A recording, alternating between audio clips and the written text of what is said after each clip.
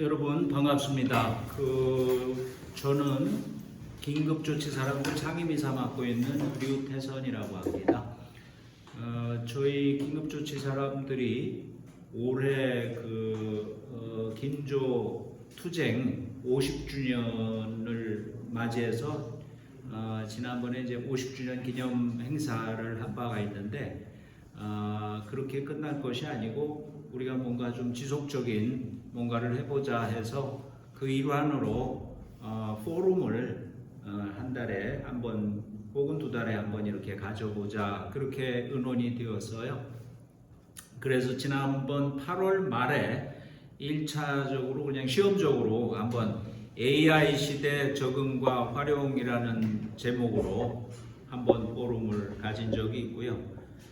오늘 이제 두 번째로 우리 김거성 우리 이사님이시고 또 전 청와대 시민사회 수석으로 역할을 하셨던 김거성 목사님을 모시고 오늘 저게 프레카드에 있는 대로 학교 교육에서 이런 삶의 질과 시민성 이런 제목으로 오늘 두 번째 모임을 가지게 되었는데 오늘 이 모임 사회는 우리 장종수 선생님께서 오늘 사회를 봐주시기로 했습니다. 그래서 강의를 아마도 한 40분 이런 정도 해주시고 그리고 질의응답 및 토론을 또 한 50분 이렇게 해서 전체적으로 1시간 반 정도 안에 이렇게 모임을 마무리하는 그런 방식이 되겠습니다.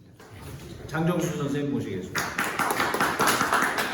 사실 정병근 우리 이사님이 원래 진행답을 해드렸는데 오늘 좀 일정이 겹친 것 같아요. 그래서 제가 대신 행발하겠습니다.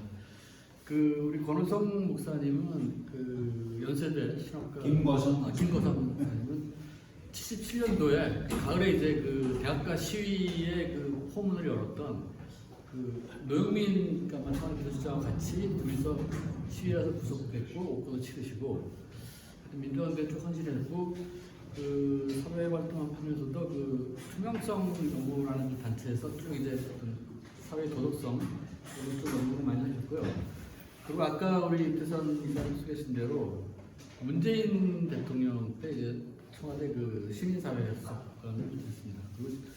그리고 어떤 청년들의 어떤 극우한 문제, 이대남들의 어떤 이대남이 지금 여론조사 하면은 70대하고 거의 비슷한 이 정치 성향이 나오거든요. 가장 말하자면 극우화돼 있고 그런 문제에 대해서 상당히 평소부터 관심이 많고 어떤 청년들하고 접촉을 하면서 그 문제 해결 방안 여러 가지를 모색해 오신 우리 김거성 목사님의 지적을 듣고 또 진행하도록 하겠습니다. 김거성 목사님을 네, 반갑습니다. 안녕하세요. 혹시 앞에를 좀 덜 밝게 할 수가 있어요? 네.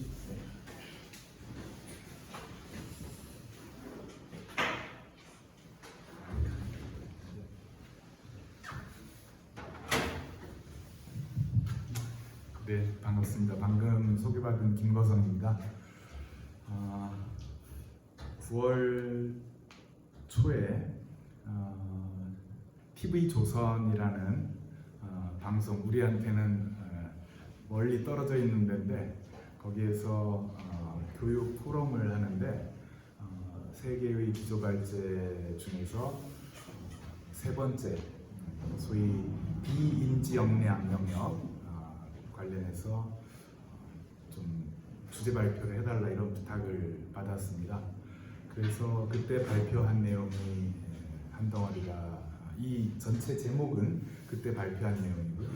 그 다음에 이제 두 번째로 인천 생명평화 포럼에서 지금 말씀하셨던 이른바 이대남, 20, 30대 남성 등등의 이제 우리 사회의 극우화 현상 요거에 관련해서 발표를 한 적이 있습니다. 그래서 그 두 개가 묶인 발표가 오늘 제가 함께 공유하려고 하는 내용입니다. 그래서 첫 번째 부분은 학생들의 삶의 질 문제, 그 다음에 두 번째 영역에서는 시민성에 대한 문제, 이 두 가지 주제를 함께 생각해 보고자 합니다. 첫 번째는 이제 학생의 삶의 질인데요. 우리나라는 이제 OECD의 그 피사 결과를 보면 수학, 과학, 읽기 이렇게 세 가지 과목을 측정을 하는데 15세 학생들에게서 근데 세계적으로 높은 그 학업 성취도를 보이고 있습니다. 학업 성적, 사교육, 치열한 입시 경쟁 이것이 한국 교육의 특징처럼 이렇게 보이고 있습니다. 그러나 인지 역량 이외에 정서적, 사회적 역량에 대해서는 거의 관심을 기울이지 않고 있다. 그래서 오늘 먼저 생각해 볼 문제는 학생들의 삶의 질이 왜 문제인가 하는 주제입니다. 이 파일은 제가 따로 공유를 하도록 그렇게 하겠습니다. 낮은 삶의 만족도, 높은 자살률 이런 부분들을 함께 공유해 보고자 합니다. 앞에 말씀드렸듯이 학생들의 삶의 질에 대해서 그 큰 그림에서 교육에 대해서 중요한 역할을 하시는 분들 가운데 별로 관심을 안 쏟아온 것이 또 사실입니다. 그래서 교육의 과제 중에서 인지 역량 이외에 나머지는 관심을 안 가져도 되는 그러한 요소로 받아들여지고 있었습니다. 대표적으로 본다면 윤석열 전 대통령이 국무회의 거의 뭐 첫 번째 국무회의 이런 자리에서 교육부 스스로 경제부처라고 생각해라. 산업 발전에 필요한 인재 공급이 교육부의 첫 번째 임무다. 이런 그 발언을 한 적이 있습니다.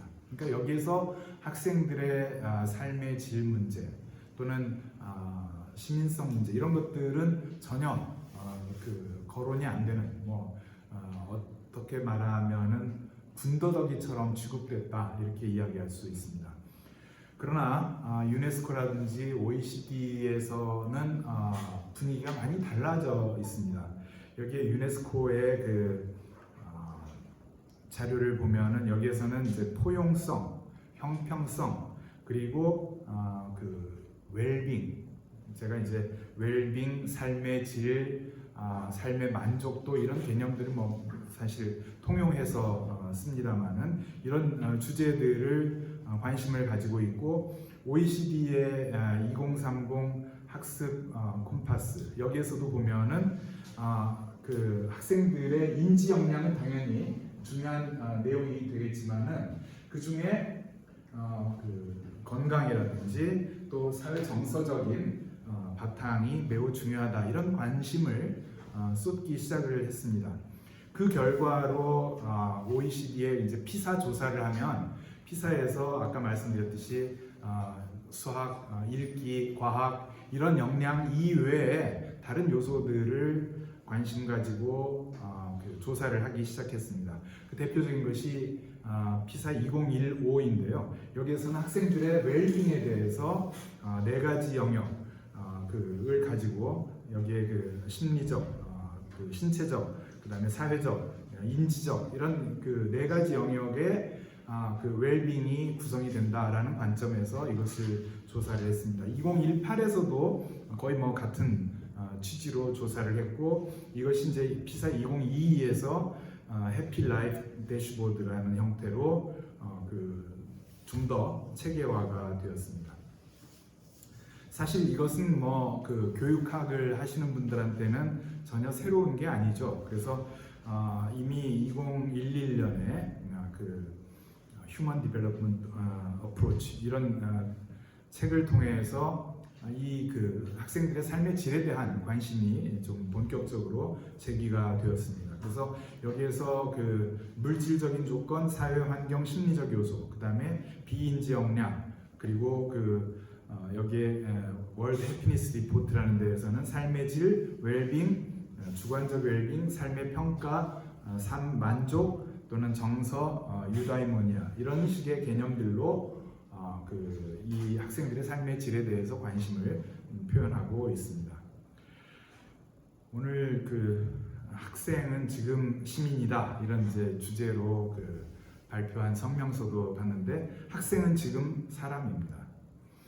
세계 인권선언 제1조에서 모든 사람은 자유로운 존재로 태어났고 똑같은 존엄과 권리를 가진다라고 했는데 학생은 예외인가? 아니죠. 그리고 유엔 아동권리협약에서도 아동 최상의 이익을 주장을 하고 있습니다. 학생의 시민 또는 국민으로서 행복 추구권이 있고 또 그 초중등 교육법에도 학생의 인권을 보장해야 한다 이렇게 이야기를 하고 있습니다.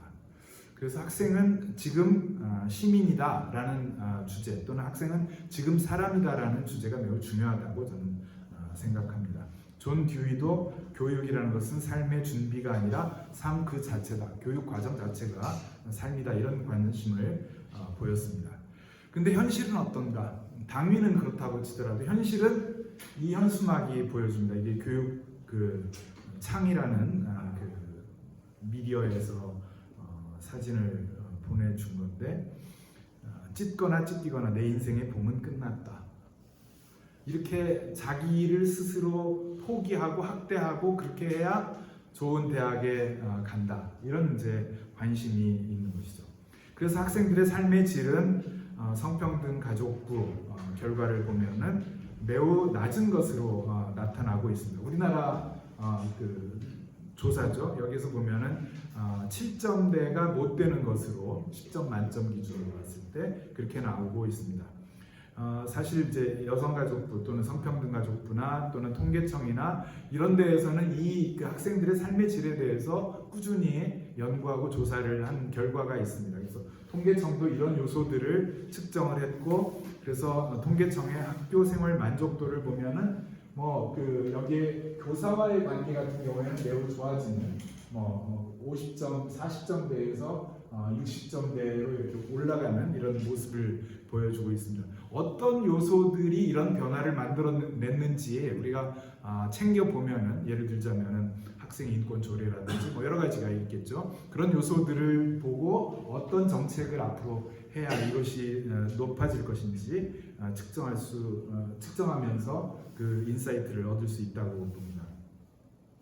피사 2015 결과가 사실은 이제 결정적인 결과인데, 여기 보시면은 학생들의 삶의 질을 OECD 국가들 가운데 조사를 해보니까 튀르키예, 터키 빼고 맨 꼴찌입니다. 어느 정도 수준에서 비슷하게 가는 게 아니라 아주 낮은 그러한 수치를 보여주고 있습니다. 근데 그때 한 번이냐? 2018에서도 마찬가지로 점수가 낮은 상태고, 피사 2022에서도 마찬가지로 그런 낮은 점수를 보여주고 있습니다. 그래서 월드 해피니스 리포트라고 옥스포드라든지 몇 개가 이제 함께 모여서 하는 그 작업이 있는데, 그 자료들에서 인구가 그래도 5천만 정도 규모인 나라들을 기준으로 그 점수를 쭉 봤습니다. 역시 말씀드린 튀르키예 바닥을 치고 있고, 그 다음에 검은색으로 나오는 데가 우리나라 점수입니다. 그러니까 학생들의 삶의 질에 대해서 이야기하기 전에 일반 사람들의 삶의 질도 사실은 매우 나쁘구나 하는 것을 알 수 있죠. 그것을 여기에 아까 보셨던 피사 2015라든지 2022 이거하고 비교를 해보니까 학생들의 삶의 질이나 일반 국민들의 삶의 질이 서로 비슷하게 간다라는 것을 알 수 있죠. 그래서 여기서 보면은 한국, 튀르키예가 제일 끝에 수준에 보여지고 있습니다. 여기에 OECD 이외에도 유니세프에서도 비슷한 관심을 가지고 이노센티 보고서라는 게 있는데, 여기에서는 이 세 가지 요소, 정신적인, 신체적인, 그 다음에 역량 이런 것들을 이제 보는데, 우리가 흔히 이야기하는 소위 인지 역량이라는 것은 그 중에 한 영역에 불과한 것이고 나머지 영역이 다 함께 연결돼야 된다라는 관점에서 이 보고서가 나오는 것이죠. 그래서 삶의 만족도라든지 사춘기 청소년의 자살률이라든지 아동 사망률이라든지 과체중이라든지 사회적 어떤 역량 이런 것들이 전부 함께 관심으로 들어가고 있습니다. 이것을 가지고 조사를 해보니까 결과가 이렇게 나왔습니다. 여기 보시면은 순위가 나오죠. 네덜란드 같은 경우에는 정신적인 뭐 삶의 만족도라고 이야기할 수도 있고 삶의 질이라고 표현해도 좋은데 그 면에서 1등, 그 다음에 신체적인 면에서는 4등, 그 다음에 소위 우리가 이야기하는 실력 이것에서 11등. 그래서 전 세계적으로 제일 높은 점수를 보여주고 있습니다. 우리나라는 어떠냐? 실력 4등입니다. 그러니까 제일 좋은 나라죠. 근데 정신적인 면에서는 꼴찌 수준입니다. 34위. 그리고 신체적인 면에서 28위 이렇게 나타나고 있습니다. 자살률도 이것을 보여주고 있는데 자살률에서 우리나라는 독보적인 1위.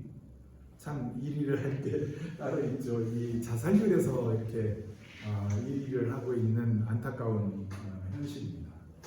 그리고 이것은 우리 그 표에서도 보면 인구 10만 명당 그 자살률을 보는데 여기에 그 10세부터 20세, 30세, 10대, 20대, 30대에 그 다음에 40대, 50대 1위가 다 자살입니다.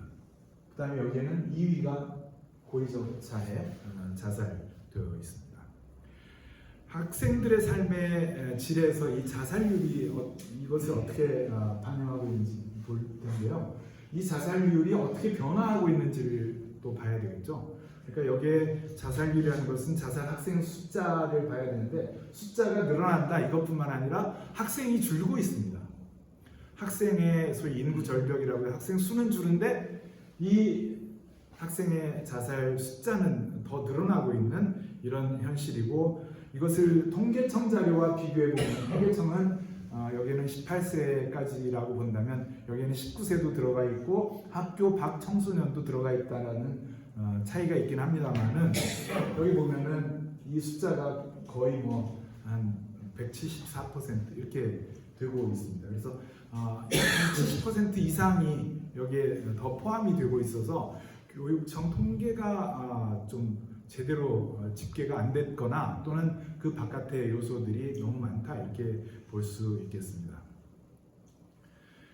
합계 출산율, 뭐 이른바 출생률이라고 우리 이야기하는 저출생 사회, 저출생 사회라고 이야기할 때 출산율에서도 보면은 뭐 지난해 잠깐 올라갔다라고는 하지만 아주 낮은 그런 수준을 보여주고 있습니다. 그러면 인지 역량을 위해서는 삶의 질은 포기해야 되는 것이냐? 우리나라는 학생들의 실력이 높기 때문에 삶의 질은 포기해도 좋다라는 식의 잘못된 관점이 있다고 보여집니다. 그래서 이제 아까 보셨던 OECD 피사 2015에서의 학생들의 삶의 질에 대해서 발표를 하고 났는데 우리나라 교육부에서는 단 한마디도 발언 안 합니다. 그러니까 이제 다른 언론에서 OECD 피사에서 한국 학생들의 삶의 만족도가 꼴찌 수준이다 이렇게 나오니까 그것에 대해서 설명 자료를 교육부에서 내놓습니다. 그 내용이 이 평가 대상은 당시에 만 15세 학생들이기 때문에 이제 자유학기 제도 할 거고 2015 교육과정이 적용되니까 이제 많이 달라질 것이다 라는 식으로 변명을 했습니다. 피사 2022가 나왔죠. 그 다음에 그 결과에 대해서도 한마디도 언급을 안 합니다. 여기에 학생들의 삶의 질, 삶의 만족도, 행복, 웰빙 이런 등의 단어는 단 한마디도 언급이 안 됩니다. 그러니까 교육부는 이 삶의 질에 대해서는 아예 접어놓고 신경을 안 쓰고 있다. 뭐 국가교육위원회도 마찬가지죠. 오히려 그 성평등 가족부라든지 통계청 또는 일선 교육청들은 좀 다르긴 합니다. 여기 그 OECD 2015에서 피사 2015에서 성적과 삶의 만족도를 한번 봤습니다. 여기 보시면은 이것은 삶의 만족도가 높은 수준이고요. 그리고 여기는 성적이 중간 이상인 나라들. 이쪽으로는 성적이 높은 나라들이고, 그다음에 여기는 삶의 만족도가 높은 나라들인데, 여기에 그 상호 어떤 관련성 을 보면은 별로 그렇게 크지 않다 이렇게 볼 수 있습니다. 우리나라는 점수는 이 학생들의 성적은 여기까지 좋은 편인데 삶의 만족도가 제일 낮은 수준으로 나타나 있다. 그리고 다른 나라, 여기 예를 들어서 핀란드라든지 에스토니아라든지 이런 나라들은 성적도 좋고 삶의 질도 높고, 한국, 일본 이런 데가 이제 좀 특징을 보여주고 있습니다. 그래서 제가 이것을 한번 그 실제 통계표로 만들어봤습니다. 한국하고 한국, 일본, 그다음에 여기에 핀란드, 에스토니아 이렇게 그 차이를 보여주고 있습니다. 그래서 제가 이것을 동아시아형, 북유럽형 이렇게 좀 이름을 붙이면 어떠냐 이렇게 생각을 했습니다. 어쨌거나 이것을 극복하는 것이 큰 과제인데 어떤 형식으로 가야 될 것인지, 그래서 갈등에서 협력으로, 경쟁에서 공감으로, 그리고 교육자 중심에서 학습자 중심으로, 또 파편적 암기 중심에서 전인적인 상상력, 이미지네이션, 이것을 좀 강조하는 방향으로 가야 된다고 하는데, 제가 이제 교육 관련한 영역이 아니기 때문에 오늘은 좀 더 일반적인 내용이어서 이건 다 생략하고 요 마지막 이 세 번째 요 하나만 보도록 하겠습니다. 이게 그 조선일보에 나온 이야기예요. 여기 그 세 개의 시 또는 소설가 문인들이 나오고, 첫 번째는 신경민 선생의 가난한 사랑 노래인데, 이것을 학교에서 10개 문제를 냈는데 풀어보니까 정작 그 시인은 3문제 맞췄습니다. 그 다음에 최승호의 그 아마존 수족관 열뼈들이 이렇게 시작하는 그 아마존 수족관도 2004년에 수능 모의고사에 나왔습니다. 정작 당사자가 풀어보니까 3문제 중에 한 문제도 못 맞췄어요. 그리고 여기에 소설가 김영하, 이분은 아예 나는 교과서에 내 글을 싣지 말아라 이렇게 이야기를 했습니다. 그런데 이게 무슨 얘기냐? 문학적 상상력하고 상관없는 외우기를 하는 것이죠.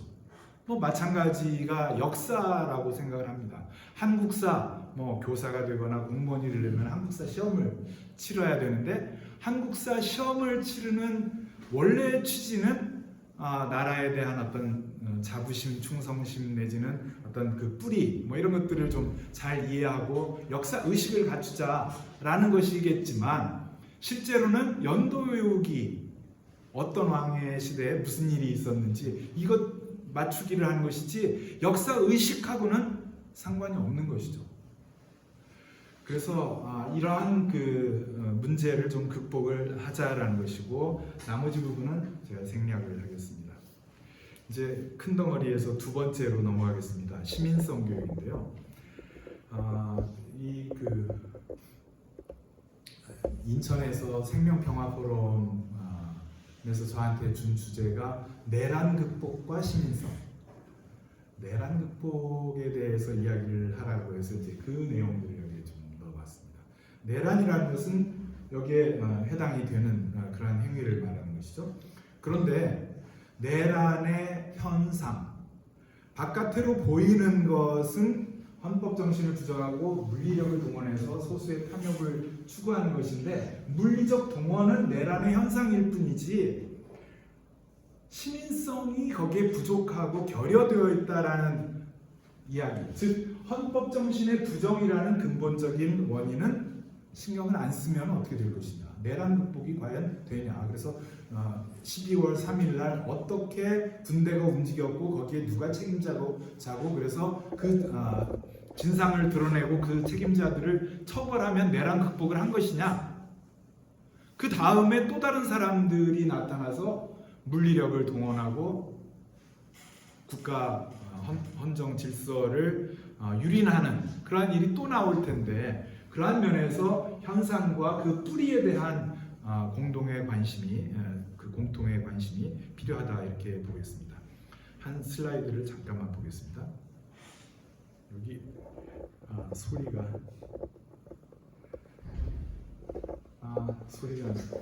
연결이 안 됐네요. 예.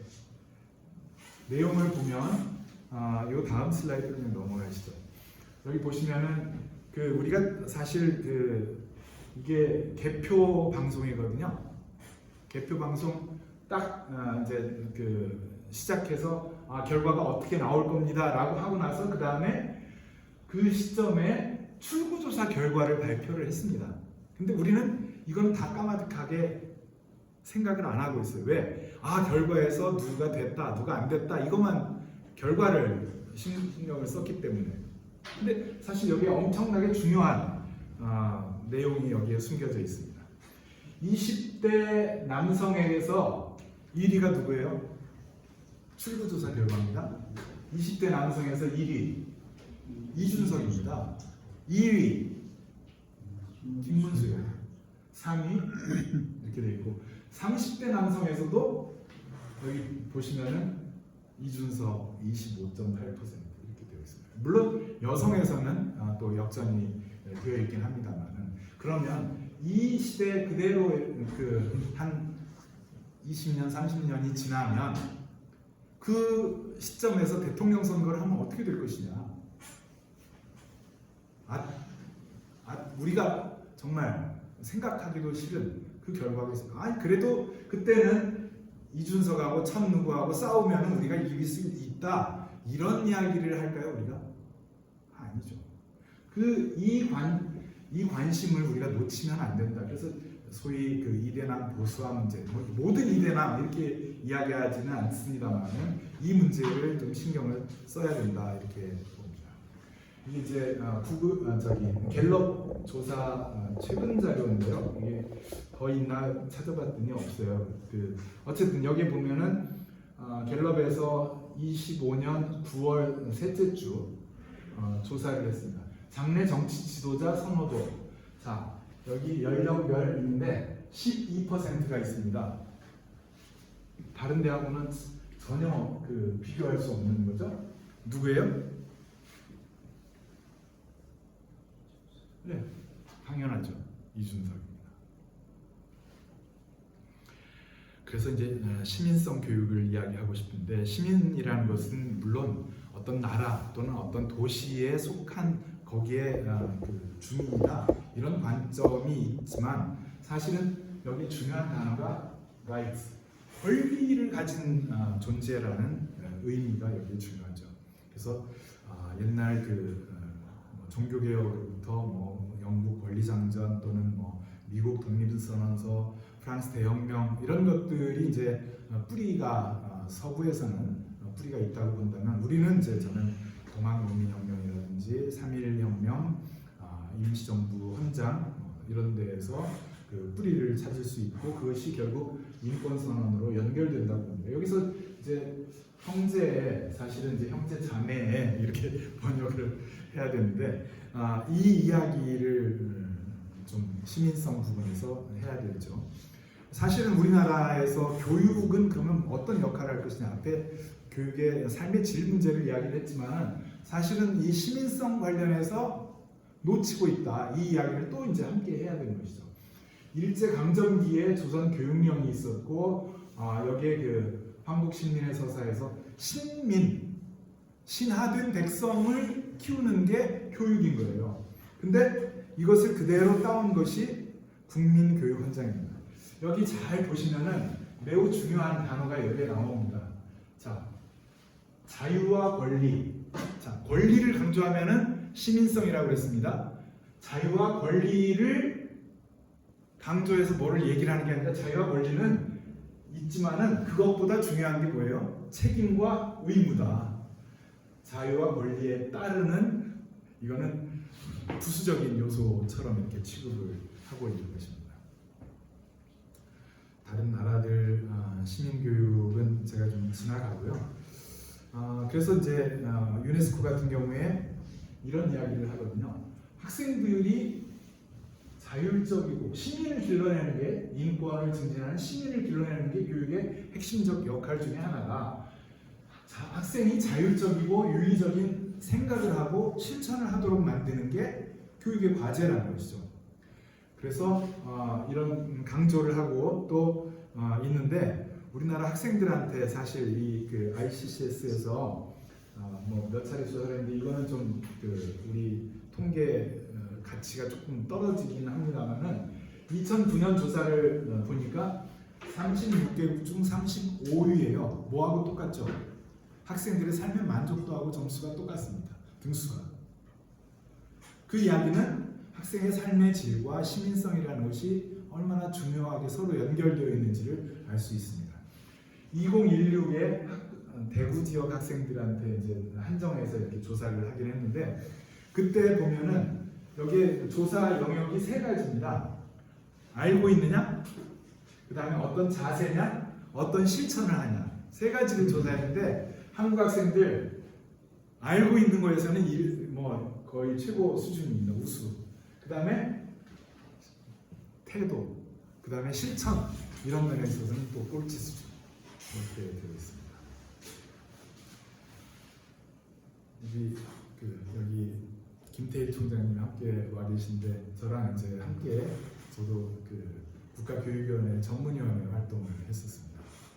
거기에서 이제 함께 이야기하면서 계속 강조를 했던 영역입니다. 이게 우리 교육기본법에 교육은 모든 국민을 하여금 인격을 둬야 하고 첫 번째 인격을 둬야 하는 것, 두 번째 생활 능력을 키우는 것, 세 번째 민주시민으로서 필요한 자질을 갖추는 것. 이 세 가지가 이제 교육의 기본 과제라고 이렇게 제시를 하고 있습니다. 그리고 청소년 기본법에서도 건전한 민주시민으로 자랄 수 있도록 법에 그렇게 되어 있으니까 그렇게 따라야죠.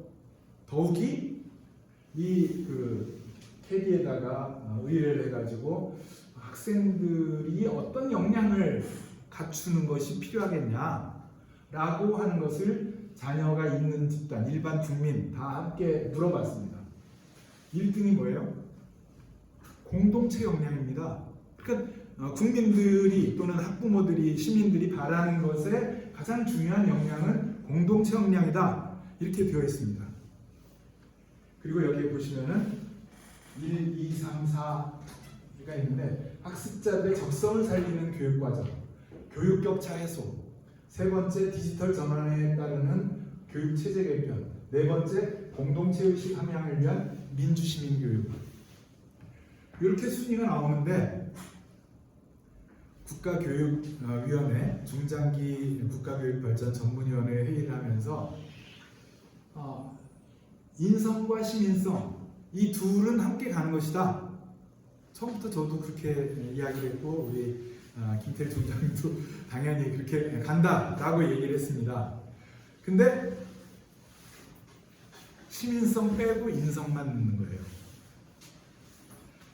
그래서 여기서 인성의 강조가 실제로는 시민성 묵살을 위한 방편으로 악용된다. 저는 그런 관점을 좀 가지고 있습니다. 그 비디오가 있긴 한데 이게 지금 소리가 안 나오기 때문에 지나가겠습니다만 여기서 보면은 다수파 전행을 하고 그래서 회의 참여 중단하고 이제 다 그만두고 나왔습니다. 이 내용은 지나가도록 하고요. 그 동영상이 있는데 안 나옵니까? 자, 이게 이제 내부에서 공유를 해서 최종적으로 우리는 합의를 했다라고 해서 여기에 인성과 시민성을 함께 가는 걸로 됐습니다. 자, 이 내용 마지막에 발표할 때는 어떻게 발표할까요? 시민성이라는 단어는 단 한 번도 안 나옵니다. 다 인성 중심. 왜 인성 중심? 인성을 키우는 게 뭐야? 나쁘냐? 아니죠. 시민성을 묵살하기 위한 통로로 인성을 활용하고 있습니다. 그래서 실제로 법에서도 여기 보시면 인성교육진흥법은 여야가 만장일치로 다 이렇게 꼭 필요하다라고 해줬습니다. 민주시민교육지원법 지금 한 20년 가까이를 입법을 못 하고 있습니다. 그래서 이제 꼭 해야 되겠죠. 여기 보시면은 이제 그 국가교육위원회 캐디에서 그 내용을 가지고 이제 최종 발표를 할 때는 이렇게 나왔습니다. 인성의 회복. 네. 근데 저는 이번에 이제 이른바 계엄이라고 하는 내란 사태를 보면서 저 사람들이 그냥 하루아침에 내란을 일으키고 그 끝나는 게 아니다. 뿌리가 있다. 이 생각을 해봅니다. 그래서 여기에 보시면은 국정원의 댓글 조작 옛날 이야기죠. 그때부터 시작을 한 거예요. 저는 그 이전에도 물론 노력이 있겠지만은 그 다음에 사이비 그 사이비 종교들 개신교라고 참칭하는 그런 세력들이 극우로 이렇게 똘똘 뭉쳐서 거기에 또 정치 세력과 결합하고 대표적으로 이제 리박스쿨이죠. 그리고 교육, 언론, 온라인 공간 등에서의 선전선동이 있었습니다. 자, 하나의 사례만 더 보여드리겠습니다. 기억 못하실 겁니다. 김기현 당시 그 의원이 국민의힘 당 대표 출마를 했어요. 출마해서 그 사람 주장이 여성도 민방위 교육 받아야 된다. 왜 그랬을까요? 뭐 화생방 훈련, 응급, 붕대 감는 훈련을 하기 위해서 저는 그거 아니라고 생각합니다. 이 사람들 그래서 이제 여기 보면은 이게 경향신문 사설인데 이런 거 다 하고 있다. 이거 불필요하다. 이렇게 이제 관점에서 이 사설을 썼는데 저는 전혀 다른 관점에서 이 민방위 훈련을 여성도 전부라고 한 이야기를 전혀 다른 관심에서 해석을 해야 된다고. 그 뭐냐? 아까 얘기했던 시민성을 어떻게든 좀 묵살하고 나라에 충성하는, 나라라는 것은 권력에 충성하는 사람들을 만들겠다, 이런 것 아니었나 생각을 합니다. 그래서 이제 좀 마무리를 하자면 시민성 교육은 권리의 보장과 정의의 실현이 시민적인 기반에 바탕을 둬야 된다라는 이야기를 하고 싶고, 따라서 시민성이라는 것은 아까 그 ICCS 조사에서 나오듯이 지식이나 제도 이해, 헌법 과목을 우리가 하고 있다, 이런 것이 아니라 그것에서 넘어서서 공동체에 대한 정서적 소속감, 또 타자에 대한 공감 능력, 내가 함께 살고 있는 사람들이 내 이웃이다라는 것을 알아야 된다고 저는 강조를 합니다. 그 공감 없는 공정만 주장하는 정치인이 있습니다. 누군지 한번 알아맞혀 보십시오. 이런 입장.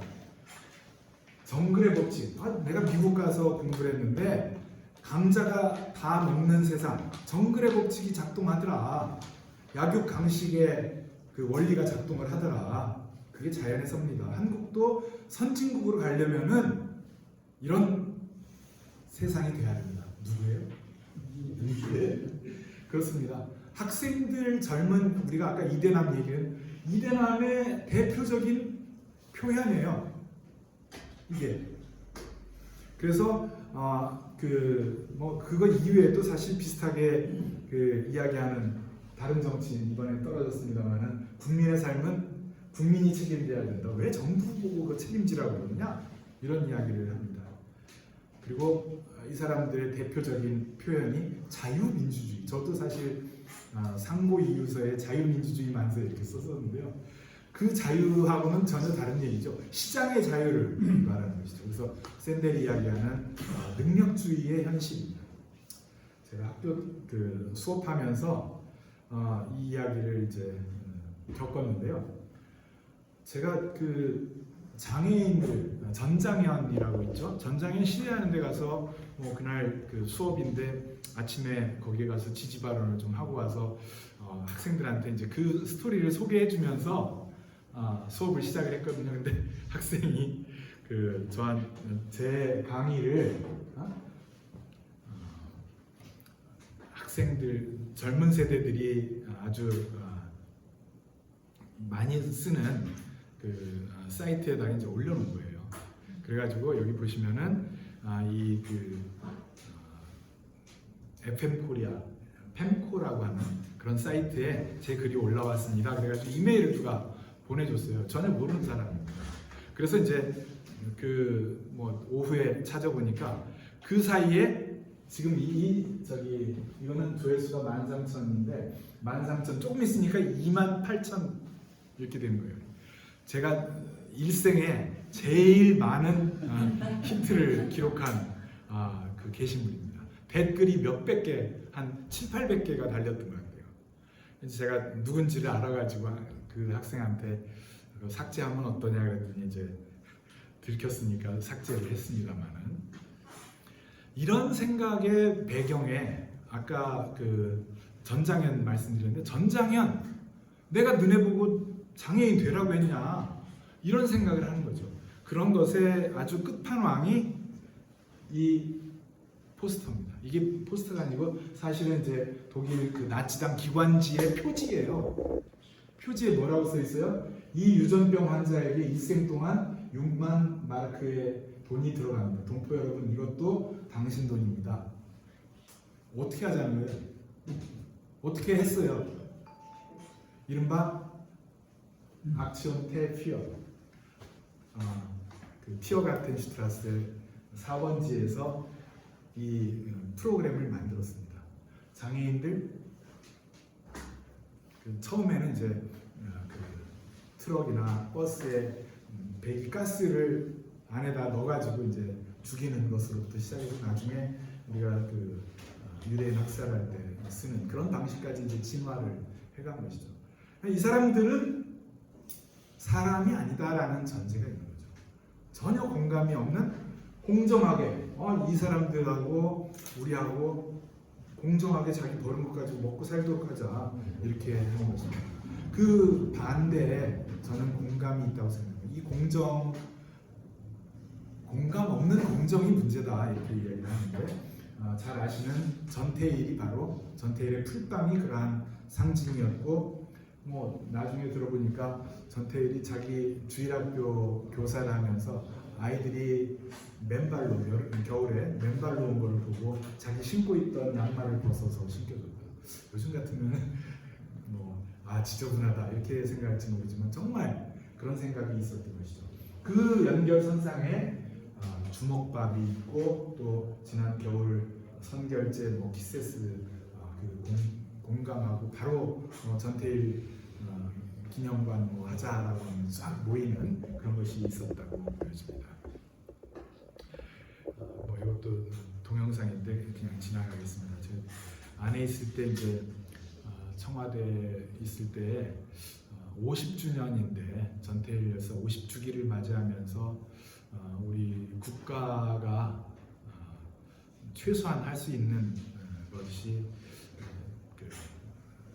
국민훈장 뭉화장 추서하는 것이다 라고 주장을 해서 결국 관찰이 됐습니다. 그 태준식 감독의 어머니라는 영화로, 여기서 지금은 그 소리가 안 나오기 때문에 지나가겠습니다만은, 이수근 어머니가 제가 이제 누상동에 살고 있을 때 우리 집에 오셨어요.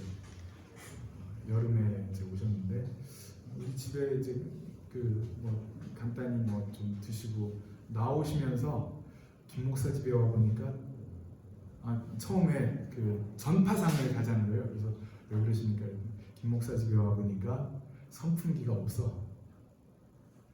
저는 생각도 못한 이야기죠. 선풍기가 없다. 그러면은 내가 선풍기를 사주나? 내가 다른 집에 갔는데 여름에 선풍기가 없다. 내 책임이 아니잖아요. 근데 이순 어머니가 선풍기 사겠다고 전파상을 가자고 그래서 전파상 가보니까 품절이라 사진 못했습니다만, 그게 이제 아까 말씀드렸던 풀빵, 양말, 주먹밥, 선풍기 다 공감이라는 키워드에 연결이 되어 있다. 그래서 아까 말씀드렸듯이 공감하고 협력하는, 공감이라는 것은 역량이라고 한다면 그것의 실천은 이제 협력이죠. 그래서 이런 것이 앞으로 우리 과제다, 이렇게 말씀드리고 싶고, 특히 그 오늘날에는 디지털 환경, 디지털 사이버 스페이스라는 것도 엄청나게 중요한 영역입니다. 그래서 소년의 시간인가 그 영화 보시면은 그 자기의 어떤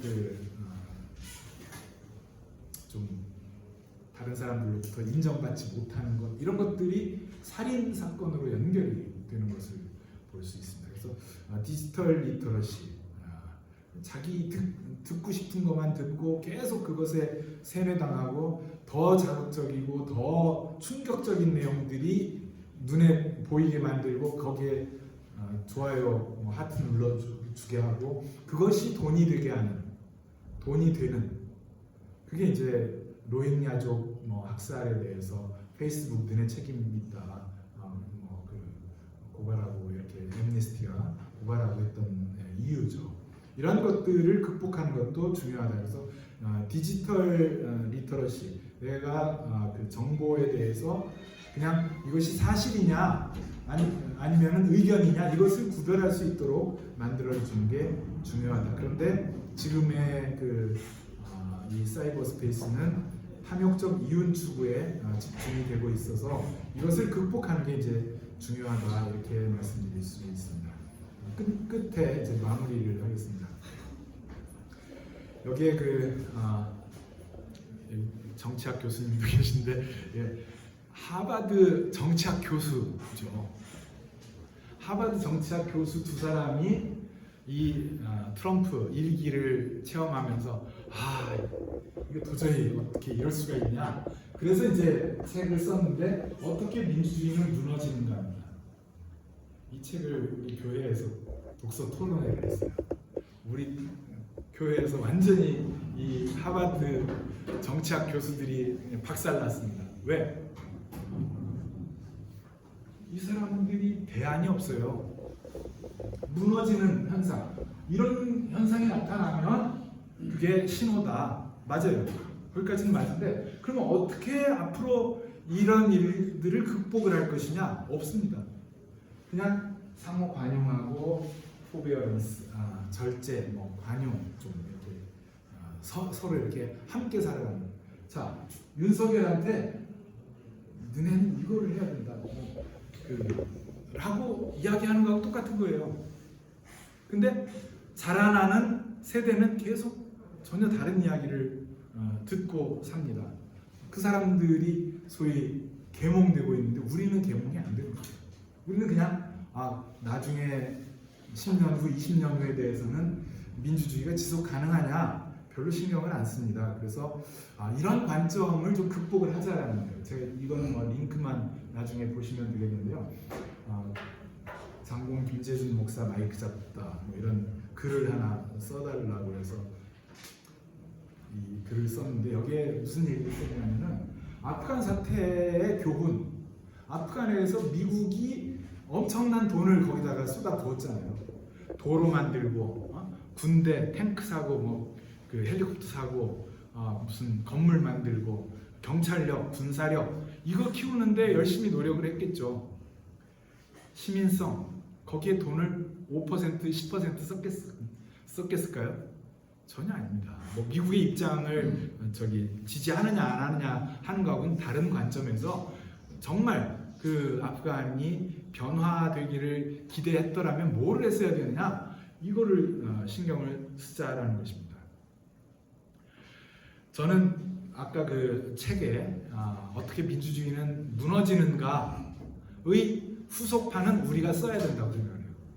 어떻게 민주주의는 다시 일어서는가. 그래서 아까 말씀드렸던 그런 큰 역사의 흐름 그리고 이런 것들이 시민성 교육을 통해서 연결이 돼서 다음 세대들에게로 이어지고 그래서 그 시민성 교육이 제대로 어떤 개인이나 조직이나 그것이 관공서든 학교든 또는 군대든 또는 일반 시민단체들이든 지자체든 다 함께 참여해야 된다고 생각합니다. 그런 관점에서 저는 이 비슷한 대답을 이 책에서 발견을 했습니다. 민주주의 위기 시대 이것에 대해서 교육은 어떻게 대답을 해야 될 것이냐. 그것이 여기에 그 자존감, 공감, 공화주의와 민주시민교육 이렇게 그 네 챕터로 이 책을 썼어요. 그래서 제가 이 책을 보고 깜짝 놀랐습니다. 함께 활동했던 분인데, 이 답을 우리가 좀 더 확장시키면은 우리가 어떻게 민주주의는 다시 일어서는가, 그 책을 쓸 수 있다. 근데 우리가 책을 쓰는 게 무슨 종이에다가 뭐 쓰는 게 아니라 정말 역사 속에서 그 책을 쓰는 게 중요하다고 보여집니다. 독일 정치교육이라는 책이 최근에 나왔는데요. 제가 작년인가 이 이야기를 알고 추천사를 써달라고 해서 이렇게 썼습니다. 민주시민으로 필요한 자질을 갖추도록 교육 혁신이 돼야 되고, 그래서 민주주의가 지속 가능하게 바탕이 튼튼해져야 된다. 그리고 질 높은 삶을 함께 누리는 것이 중요하다. 이렇게 생각을 합니다. 그 시민성 교육, 민주시민 교육을 하면 변화가 되느냐? 이 사례를 한번 말씀드리겠습니다. 마지막으로. 우리 교회에 나오겠다. 자기 다니던 교회를 도저히 못 다니겠다. 그래가지고 이제 우리 교회를 나오는 친구인데, 대학교 1학년 겨울 때에 이 메시지가 왔던 내용이에요. 자기 그 교회에서 세례받고 그 교회에서 커왔는데 도저히 안 된다. 무슨 전광훈 중계방송 하듯이 하고 있습니다. 그거를 어떻게 알게 됐냐? 민주시민교육을 통해서 깨우친 거예요. 그리고 내가 이 교회 여기에 이렇게 앉아 있으면 안 되겠다. 그래서 이제 우리 교회를 나오고 있는 청년이 있습니다. 민주시민 교육의 당위성, 그것의 정말 중요성, 이런 것들은 민주시민 교육을 통해서 드러난다고 생각을 합니다. 마치겠습니다.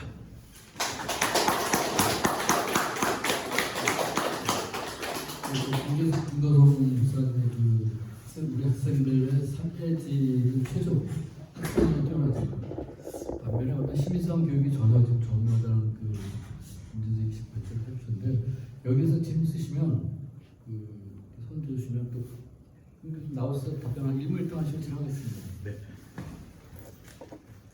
먼저 좀 여러 가지 질문할 게 많을 것 같은데요.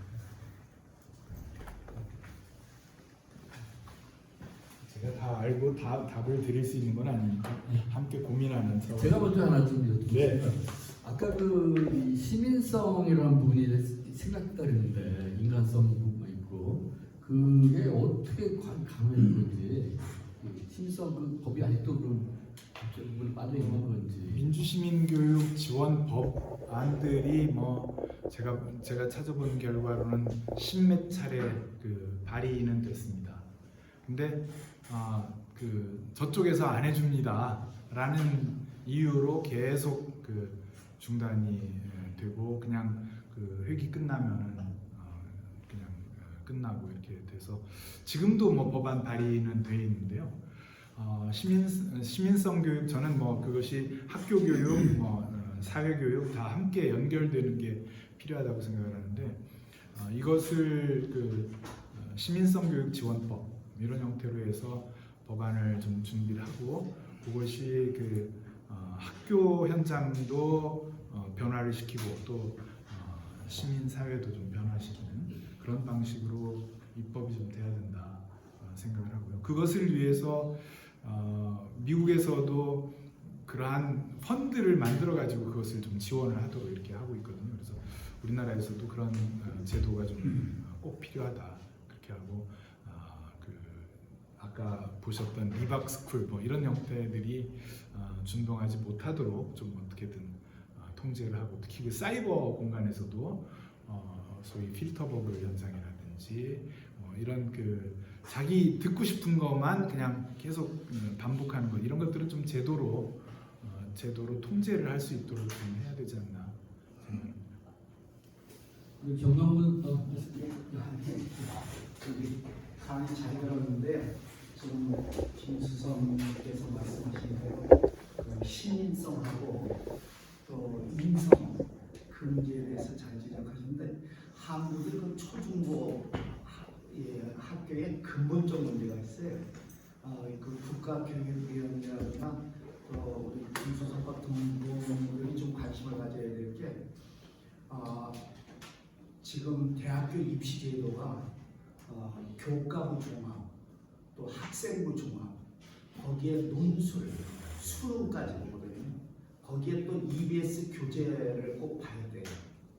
그래서 이 입시 제도가 보통 지옥이 아니에요. 그리고 전 세계에서 논술도 보고 수능도 보고 또 내신도 보고 이런 나라는 없어요. 그리고 또 학생부 종합하고 내신 종합이 교과부 종합이 들어가고 보니까 학교의 횡포가 너무 커요. 그래서 학생들이 그 자율학습을 아침에 일찍 나가는 건 물론이고 저녁에 늦게까지 하고 저 카이스트 총장님이 과보를 가갖고 교장 선생님이 자랑을 하시더래요. 우리가 학생들은 밤 11시까지 공부한다고. 그리고 남은 학생들은 또 기숙사로 보낸다고. 그거 듣고 눈물 흘렸다는 거예요. 그래서 대입시부터 개정이 그 학생들이 일권이 다 유린되는 것은 지금 과도한 대입제도예요. 저는 그렇게 생각하거든요. 그래서 그거부터 개선하는 것을 좀 생각해서 그 횡포가 얼마나 심하냐면 논술이 들어가고 의대까지 가야 되면 그런 것까지 다 공부해야 되니까 초등학생들이 벌써 논술 공부를 하고 있어요. 그래서 대입 제도에 대해서 좀 관심을 가지셨으면 좋겠어요. 저는 많이 고민을 해봤는데 내신과 또 논술과 수능 중에서 고등학생이 임의적으로 자기 취향에 맞게 하나만 선택해갖고 대학에 갈 수 있는 잠정적인 기간이 있으면 좋겠어요. 그래서 너무 이게 학생들이 너무 인간 기대가 되는 것 같아요. 우호경 교수님께서 답을 이상입니다. 우호경 교수님께서 지금 말씀하신 거에 대해서 답을 좀 어떤 답을 드릴 수가 있겠어요. 그런데 이제 어쨌든 좀 그거는 종합적인 개혁이 돼야 된다. 큰 틀에서 그런 부분에 대해서 좀 동의하고 집을 전체적으로 새로 지어야 되는데 지금은 그 집을 짓는 일부러 땜지를 부분 하면서 계속 그게 앞으로 나가지 못하는 그런 문제가 있다. 그런 점에서 저는 입시도 완화해야 되고 전체적으로 학습량도 줄이고 이런 건 사회적 합의를 해내야 된다고 생각을 하고요. 그리고 이제 현재 있는 조건 속에서도 방법을 좀 찾을 수도 있는 부분은 사실은 이제 여기에서 두 가지 방법이 있을 텐데 하나는 기존에 있는 교과들에서 시민성을 강화하는 교육을 하는 것, 그리고 다른 하나는 별도의 교과나 이런 것들로 접근하는 방법, 이제 그리고 그거를 학교 바깥에서 지원하는 방법이 있을 텐데 사실은 선생님들이 생각을 하지만 굉장히 많은 고민이 있고 또 이것을 그냥 각자 개인이 알아서 하기에는 교육과정이 국가교육과정으로 지정되는 부분이 있어서 저는 학교 단위의 혹은 교육청 단위의 교육과정을 강화하는 분권화의 방향을 지향하면서 그것을 실질적으로 뒷받침할 수 있는 어떤 연구 같은 것들이 돼서 제시가 되어주면 학교 현장에서 좀 쉽게 좀 시달리는 교사들이 좀 쉽게 따라할 수 있도록 그런 어떤 연구 작업들이 좀 됐으면 좋겠다.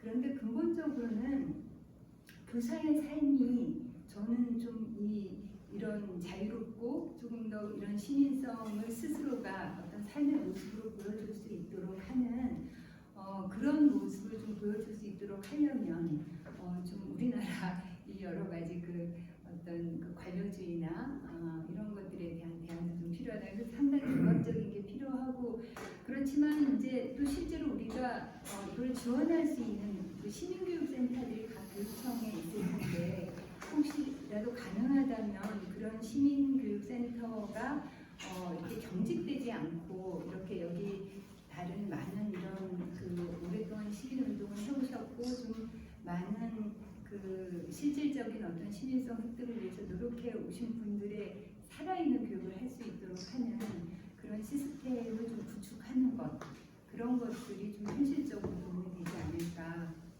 그런데 우리나라 지금 조건에서는 아무튼 모두가 하게 하는 방법은 교사들 안에서 저는 그런 과목을 짧게라도 만들 수 있으면 좋겠다. 근데 지금 새로운 저는 보건교과 운동을 오래 해왔지만 교과 신설이 어려운데 지금 같은 학기제, 2학기제가 아니라 4학기제나 좀 이런 형태로 바꿔서 짧은 시간이라도 집중해서 실제로 학교 다니며 할 수 있는 교과들을 만들어낼 수 있다면 그런 것들도 굉장히 그게 중심이 돼서 학교 안에 논의 구조나 이런 걸 활성화하면서 다른 과목에도 활성화하지 않을까 그런 여러 가지 생각들을 저는 나름대로 해보고 있습니다.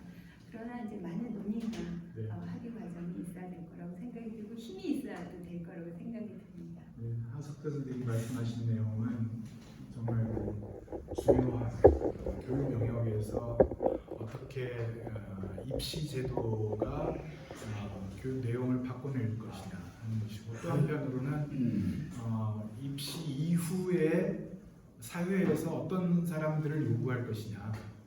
예를 들어서 공무원을 뽑는다, 뭐 어떤 사법 시험을 한다 그러면 잘 외우고 그 어떤 파편적인 지식들을 많이 가지고 있는 사람을 점수를 잘 주는 뭐 이런 방식으로 가서는 안 된다고 생각을 합니다. 교사도 마찬가지고 공무원도 마찬가지인데 그러한 면에서 지금 앞으로 정말 좋은 진로를 통해서 사회에 기여를 하기 위해서는 이러한 역량들이 매우 중요하게 평가가 돼야 된다. 아까 잠깐 역사의식 말씀을 드렸는데요. 시험 문제들 가운데 뭐 한국사 시험을 치르면은 다는 아니지만은 근현대사 비중이 매우 낮아요. 그러니까 근현대사는 공부할 필요도 없고 별로 중요하지도 않은 거예요. 그리고 고대 중세 그 당시에 어떤 일들이 있었는지 그걸 잘 외워서 쓰는 게 중요하지 어떤 역사 의식을 갖추는 것 이런 것들은 사실상 이제 요구가 안 되는 거죠. 그러한 부분들이 이제 사실 모든 영역에서 바뀌어야 되는 것이고 그 중에 하나 중요한 영역 지금 입시제도 말씀을 하신 걸로. 예. 네, 심종범입니다. 김 목사님에게 이제 올 관심을 기울였던 아마 시민사회 수업도 하셨기 때문에 왜 이렇게 민주시민 교육이 잘 안 되는가? 그러니까 이제 김 목사님은 이제 국민 주권을 지키는 시민성, 공간을 바탕한 시민성인데 제 생각 같아서는 김 대통령으로 노무현 대통령, 문재인 대통령, 지금 이재명 대통령도 또 그런 모순을 근본적으로 교육에 관한 관점이 이전 대통령의 교육 관점하고 거의 못하면 못하지 더 나은 것 같지 않은 정치의식은 강하고 권력의 문제는 민감하지만 교육의 문제에 있어서 상당히 보수적 교육관을 갖고 있다.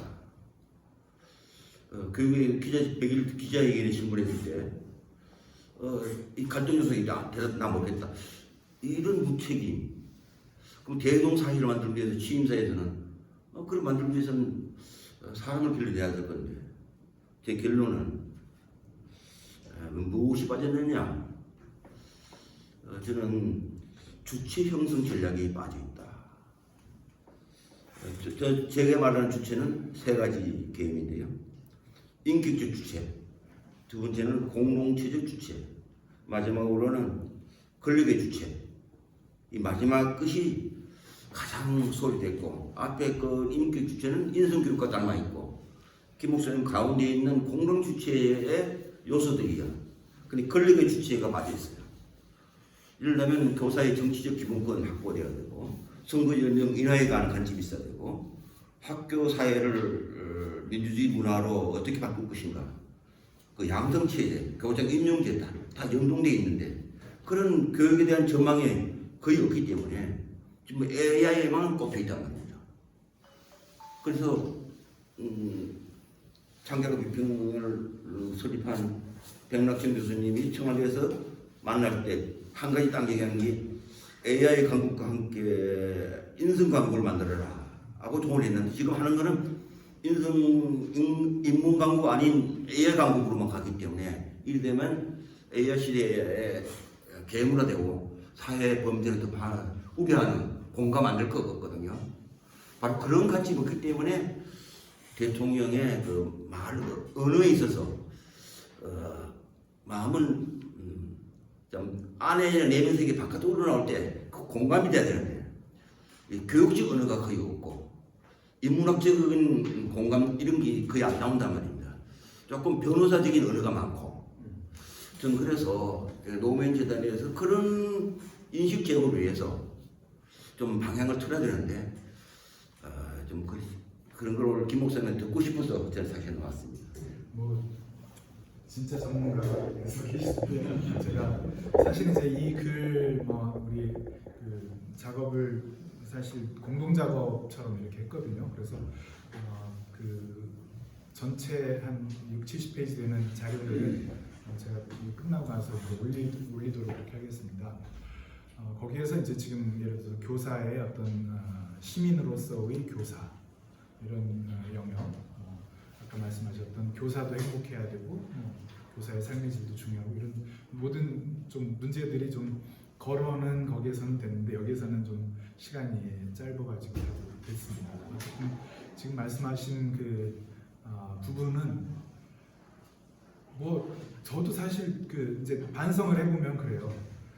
나중에 나도 뭐 이 정부 끝나갈 무렵에 아니 지금 똑같은 그 마지막 말만 딱 띄어서 아니 이거 봐라 우리가 그렇게 했는데 여기 저기 국민주권정부 뭐 이름 쓰는지 안 쓰는지 모르겠습니다만 여기조차도 이렇다 그렇게 우리가 평을 할 것이냐 그것도 쉬운 일이죠. 근데 정말 그것이 중요하다라는 것을 꾸준히 문제 제기하고 뭐 메시지 넣고 이것에 대해서 소리를 질러야 겨우 저기 달라진다 생각을 합니다. 그래서 그 부분들은 뭐 그 우리 긴급조치 사람들을 포함하여 시민사회가 중요하게 역할을 할 영역이다. 이거는 뭐 그 정치인들한테 맡겨놓으면 안 되고요. 또 그 정치인들이 잘했다 못했다 나중에 평가해서 우리가 그 저기 너네는 부족했다 그렇게 평가할 얘기도 아니다. 우리가 만들어야 된다. 그런 생각을 가집니다. 그 부분들을 정확하게 좀 짚어주셔서 감사드립니다. 또 가운데 뭐 지금 선생님이 말씀하셨던 것과 관련해서 마무리를 하는데요. 학교 교육과 관련해서 학생들이 엄청난 부담을 가진다는 것은 사실은 그게 학교만의 문제가 사실은 아닙니다. 저는 경제학을 하는 사람으로 한국이 일본에 비교했을 때 일자리가 좋은 일자리가 너무 없습니다. 그러니까 전체 일자리 중에 한 20% 정도만 좋은 일자리고요. 한마디로 말하면은 그 매출 1,000억 원 이상 기업에 취직할 가능성이 20%예요. 일본은 매출 1,000억 이상 그 취직할 경우가 50%가 넘어요. 그리고 대학교 졸업해갖고 한국에서는 65%가 취직을 하는 데 비해서 일본은 100% 취직인데 99% 취직이라고 그러는데요. 기본적으로 일자리 자체가 없어요. 그러면은 적은 일자리를 놓고 그리고 또 한 가지는 한국이 대학교 진학률은 세계에서 제일 높아요. 한때는 80%를 넘었다가 지금 한 76% 이 정도 되거든요. 그거는 일자리가 없으니까 그나마 그 좁은 통로를 치고받고 올라가려고 더 대학을 보내려고 해요. 그래서 뭐 누구는 어떤 사람들은 뭐 고졸이 행복한 사회를 만들자 그러는데 그거는 정말 철없는 소리예요. 부모 입장이 아니고 그 계층 사다리를 그나마 지금은 무너졌다 그러지만 대학을 졸업을 해서 대학 좋은 과를 나와서 그나마 인서울 해서 어떻게든 안 가면 아까 말했던 전부 다가 20% 안에 들어가고 싶어요. 아까 말했던 저기 매출 1,000억 이상에 들어가고 싶어요. 대기업은 한 12% 정도밖에 뽑지를 않아요. 근데 그렇게 되니까 뭐 지금 의대니 법대니가 문제가 아니에요. 로스쿨이 문제가 아니고 저기 대학을 졸업해서 최저임금이 우리나라가 80% 최저임금 수준의 일자리란 말입니다. 그렇게 살 수는 없단 말입니다. 최소한 초입이 한 300만 원, 월 소득 300만 원 정도는 손에 쥘 수 있어야 그래도 사람답게까지는 아니지만 이게 좀그 사람 비스무리하게 살 수 있는 상황이거든요. 그걸 이야기를 사실은 교육의 전제가 경제 문제고 일자리 문제고 나중에 대학을 가는 이유도 현실적으로는 자본주의 사회에서는 자본주의의 노동력이 된단 말입니다. 현실적으로 그걸 많이라고 말할 수 없어요. 심지어는 그렇기 때문에 대학 교육까지도 국가가 책임져야 되는 거예요. 사실은 그 교육 비용에 대해서도. 그래서 이제 사실은 국립대학 중심으로 재편을 하자 하고 입시도 실제로 80%가 대학을 진학하는데 입시가 무슨 필요합니까? 다 들어가고 싶다 하면 다 들어가게 줘야지. 뭐 난리를 치고 입시를 할 필요가 없어요. 솔직히. 그리고 결국 가보면은 대학에 가서 공부 하나도 안 할 것 같으면은 입시가 왜 필요합니까? 들어가서 자르면 되지. 제가 이제 캐나다에서 한 17년을 살다 왔는데 거기는 들어갈 때는 그냥 뭐 그렇게 많이 안 따져요. 문제는 가가지고 다 잘립니다. 대학에 가서 졸업을 하는 케이스가 뭐 토론토 대학 같은 경우는 그 4년 안에 졸업하는 케이스가 25%밖에 안 돼요.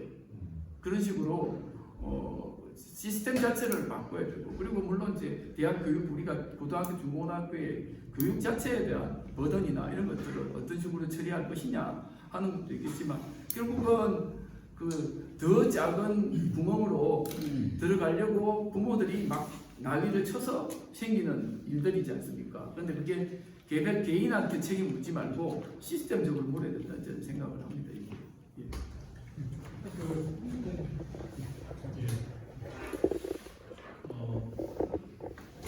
교육개혁 문제는 사회 전체 구조 변화와 맞물려서 뭔가 대안을 찾고 고민해야 실효성 있는 안이 나오지 않겠느냐. 좀 전에 말씀하신 취지도 그런 것 같습니다. 그거 하나 말씀드리고, 또 하나는 지금 정부가 교육개혁을 잘 할 것인지에 대해서 좀 유심히 지켜봐야 될 필요가 있는데, 조금 염려도 있는 것 같아요. 그래서 그 광장 시민의 그 에너지를 좀 생활 세계와 교육 다른 여러 영역에 좀 넘실 그 힘이 미치도록 하는 일이 굉장히 중요하다 싶은 생각이 듭니다.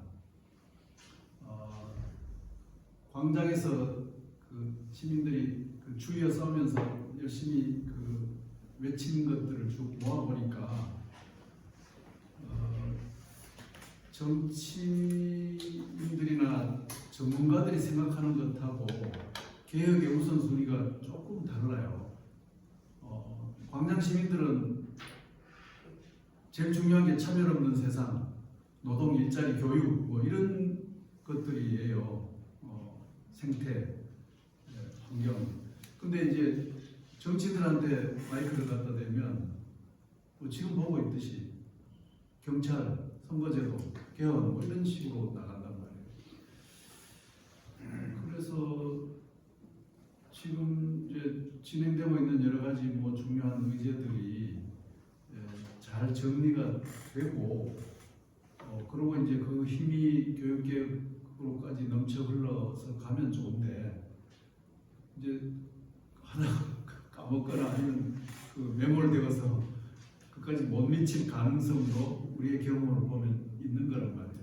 그래서 지난번 촛불혁명으로 권력은 바꿨지만 우리의 삶을 바꾸지 못했던 그 통한을 되풀이하지 않기 위해서는 끊임없이 그 광장의 기억을 되살리고 또 그 에너지가 다른 생활 세계와 여러 분야의 정치 개혁에, 여러 분야의 개혁에, 사회 대전환 개혁에 미치도록 하는 일이 굉장히 중요하지 않느냐. 오늘 우리 긴급조치 모임에서 그런 부분들 좀 환기했으면 좋겠다 싶습니다. 네. 어쨌든 그 긴급조치 모임에서 두 번째 강의로 이 주제를 파악하기 위해서 아주 중요한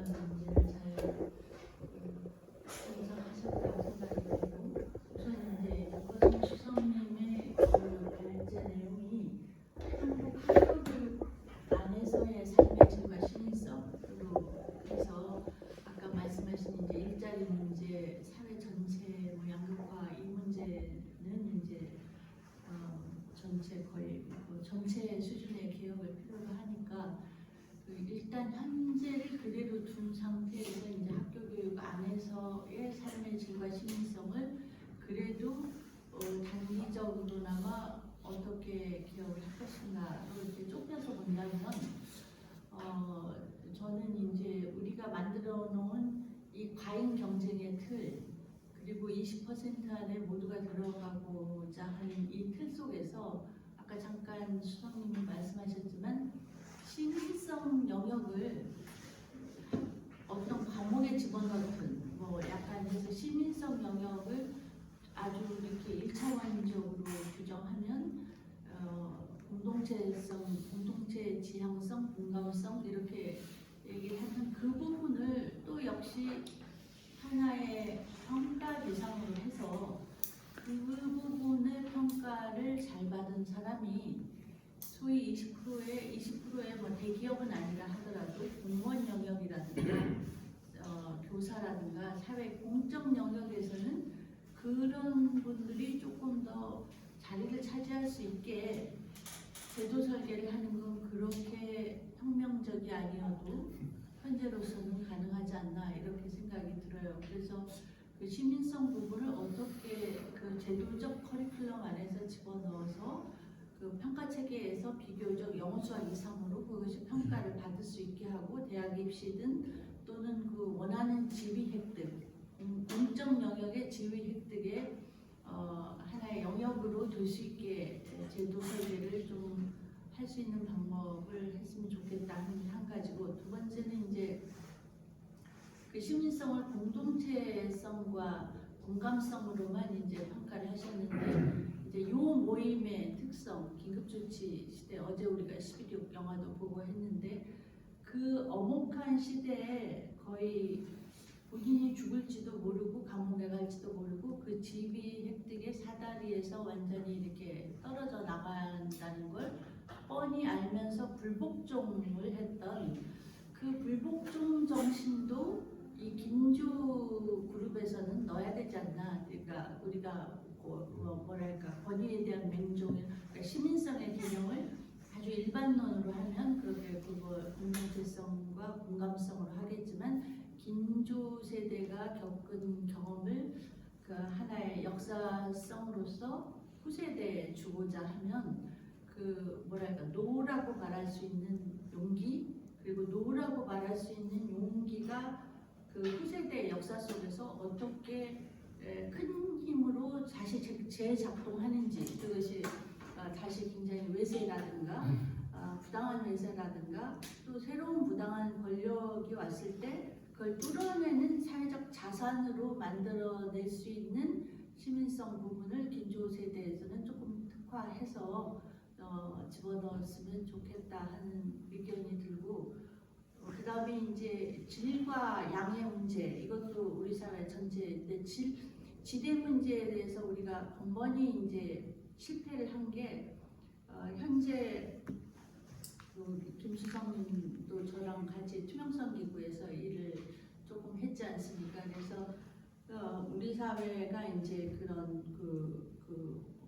어떻게 보면 그 보이지 않는 영역에서의 권위주의 시대의 부패가 너무 컸기 때문에 그것을 해결하는 일차적인 방법이 투명성이고 그 투명성을 확보하는 방식으로 우리 스스로가 선택한 것이 계량적 방법이었단 말이에요. 어떤 의미에서 계량적 방법으로 하면 얘가 1보다 1점을 잘했다, 1보다 양이 조금 적다, 많다가 굉장히 분명하게 측정이 되기 때문에 그 부분에서 그러니까 안티 코럽션이 그 제도화될 수 있는 가까운 수단으로 우리가 양적 지표를 많이 쓰는 그런 제도 설계를 했는데 그것이 갖는 역기능은 질적 신뢰를 어떻게 회복할 것인가에 대한 그러니까 계속 우리가 그 시비를 없애기 위해서는 계속 양적인 측정으로 미시적 측정까지 계속 가고 있는데 사실은 질이라는 것은 그런 미시적 측정이 아니라 상호 신뢰에 의해서 뭐 선생님의 추천사 뭐 이런 걸로 이렇게 돼야 되고 이렇지 않습니까? 그래서 그 부분에 대한 조금 고민을 같이 해야 되지 않을까 뭐 이런 생각이 들었습니다.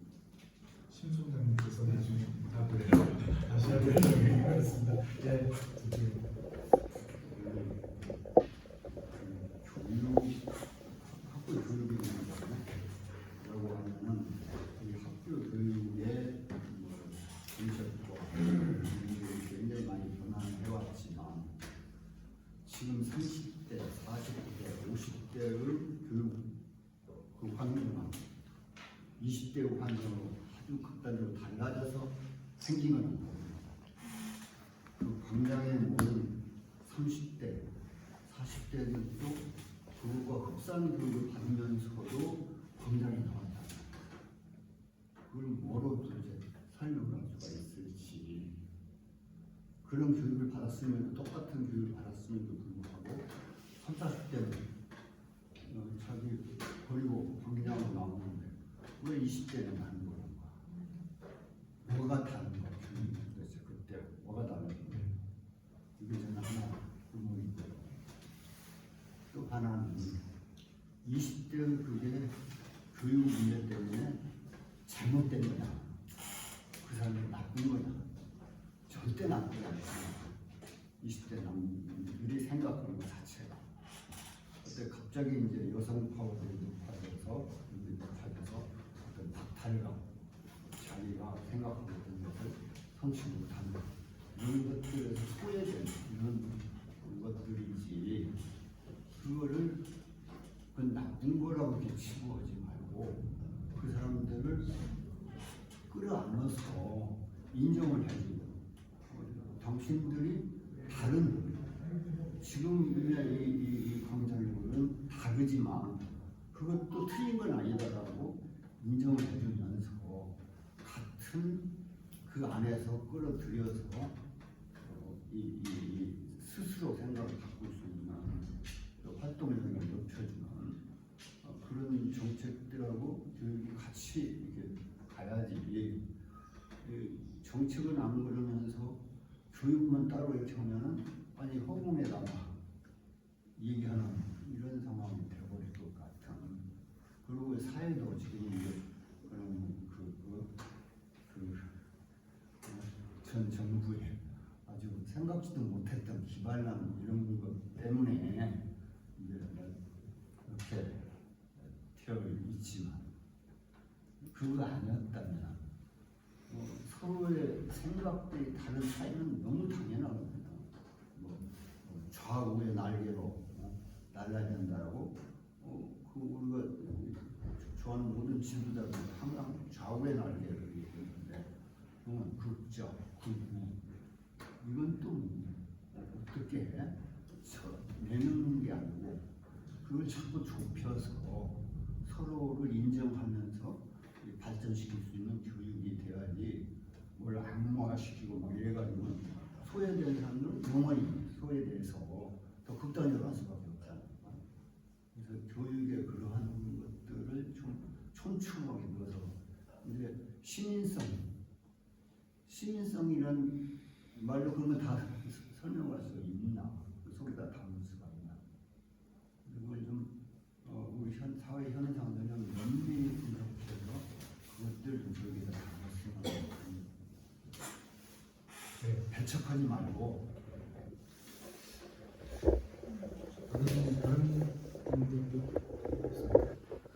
제가 우리 김성한테 공짜 있었어요. 그 리박스쿨 대선 때 저도 상당히 충격을 받았는데